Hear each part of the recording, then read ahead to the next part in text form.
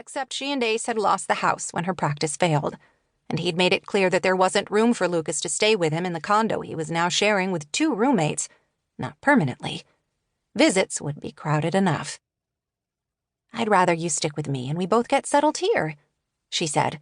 What else could she tell him? Not only had Ace agreed to let her move to Silver Springs, he'd only requested 2 weekends a month and every other holiday for visitation.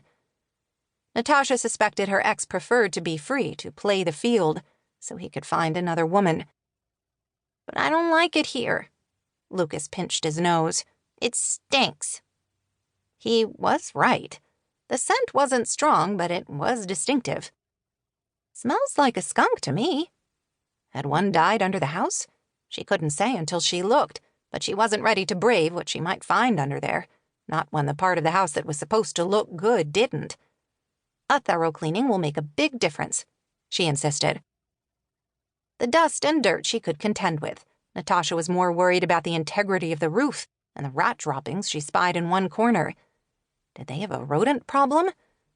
This was hardly the sanctuary she'd envisioned, but since when had anything ever been easy for her? With a mother who dragged her all over hell when she was a child and consistently put her own needs first, Natasha had always had to fend for herself.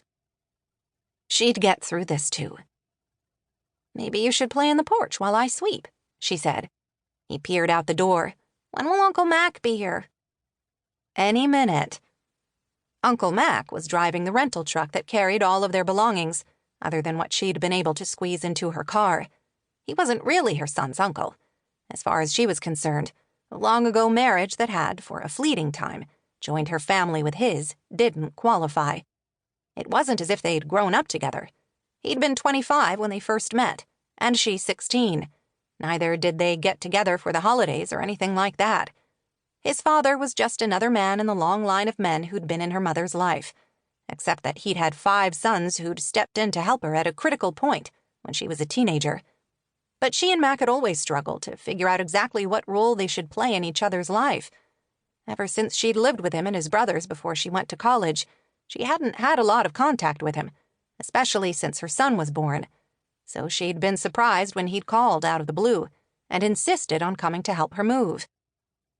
No doubt he'd heard about what had happened to her practice and her marriage and felt sorry for her. She hated being the object of his pity once again, especially after all she'd done to make something of herself.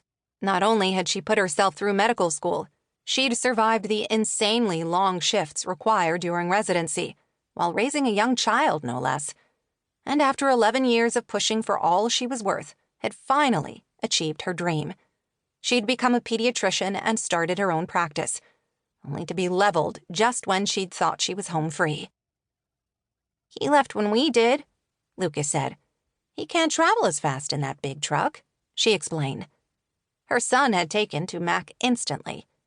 Maybe it was because he'd lost his father and his friends all at once, but the relationship worried her. "Maybe he doesn't know how to get here," Lucas said. "He has his phone, and GPS will lead him right to us." She went out and got the cleaning supplies from her Jetta, which she'd parked in the unattached garage. She was eager to get started on the house. After setting the supplies inside the door, she gingerly picked her way up the stairs. Because she was afraid they wouldn't hold her weight, she made Lucas stay in the living room until she'd scaled them first, but they seemed sturdy, so she let him come up. Fortunately, the bedrooms weren't as bad as the living room. There were no broken windows, no water damage, no rat droppings. She tried to tell Lucas that his room would soon look as good as the one back home, but he wasn't buying it. He trailed slowly after her, so dejected he could hardly put one foot in front of the other, but he didn't want to be left in a different room either. The rumble of a large engine sounded as they were checking out the laundry facilities, which were, along with a plethora of spiderwebs and Lord knew what else, in the musty, unfinished basement. "There he is!" Lucas exclaimed and ran up to greet him. Natasha took a few seconds to compose herself. She didn't want Mack to know how disappointed she was in the condition of the house, just as she didn't want him to know that she wasn't bouncing back as readily as she'd hoped from everything that had happened in L.A. She didn't have a lot left, but she had her pride. "This is it?" Mack said, as she met him in the living room. "It won't look so bad once I get it fixed up," she replied. He removed his